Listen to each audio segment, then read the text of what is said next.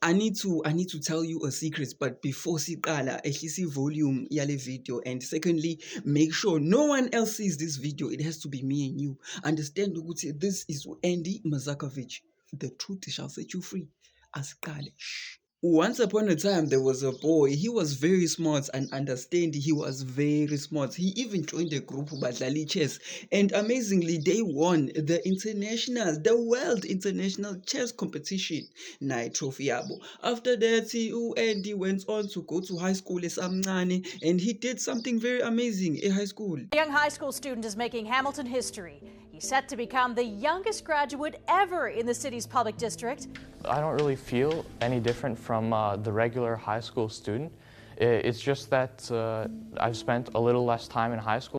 Uzwe kahle. He graduated high school at the age of 14 and then went on to achieve a master's degree in mathematics. Engakafiki ngisho nak 20. But that is not what this story is about. There's more. Understand ukuthi once he achieved all of that, impilo yakhe started becoming boring. You see, ubesengazi uzokwenzani until he started developing an interest in he started developing an obsession with computer. Understand ukuthi every day he would spend every minute of his sakhe trying to figure out the software, the system. Ihlakanipha-ke mntomnyama, and understand ukuthi u-Andy, when he saw ukuthi he was fully prepared to execute iplan yakhe, he took imali and went to go book a hotel room. After that, he took ama-laptop, ama-USB, ama-Wi-Fi router akhe, yonke into that he would need, and went straight to the hotel room. Wafika wayoyilock erumini eyedwa, wachuma yonke into yakhe, wachuma waplaga, everything was fully prepared, and then it was time to execute iplan yakhe. Andy spent hours, days trying to crack the system until finally he did it. Finally, he was able to get in and out, and akekho ngisho umuntu oyedwa obonile ukuthi wenzeni. But le achievement ayenzile is going to free umndeni wakhe, because he saw the system and he did not want to be a victim of the system. And so he decided ukuthi uzongena athathe aphume. At this point, I'm sure uyazibuza ukuthi wenzeni u-Andy. Understand ukuthi according to the US Department of Justice, allegedly, uMezakovich is accused of ukuthatha without asking anyone. Uvele wathatha, uthatheni? He took $65 million. That is about 1.2 billion kumarandi, and he took that from crypto investors. Kanjani? Understand ukuthi first of all he worked on ukreka isystem yase cyber swap, la khona wathatha without asking imali yama-investor engango $48.8 million.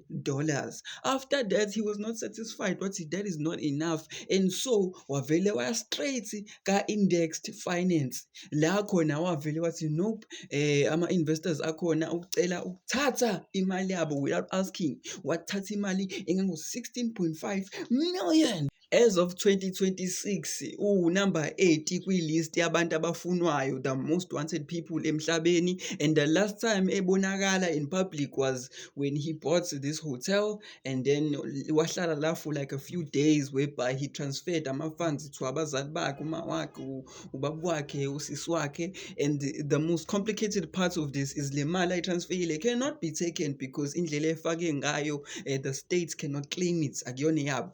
Also, lelo hotela leli uthenge in the name of umawakhe and i-family trust, so the minutes ehamba la ebaleka, legally lelo hotela sekuyilama wakhe, sekuyile family kahle kahle.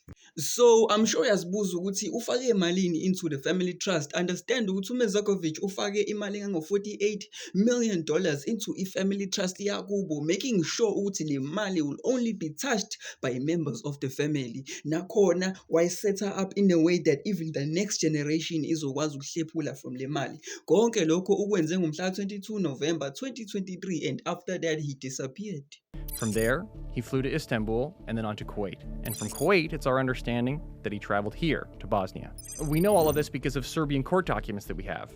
So Andy is not completely a ghost. Understand ukuthi uke wabanjwa ese-Bosnia futhi nakhona wayeya kumshado wasisi wakhe. He had to go. So apparently, allegedly, waboshwa for about 100 days, and then after that waphuma, and then he disappeared again.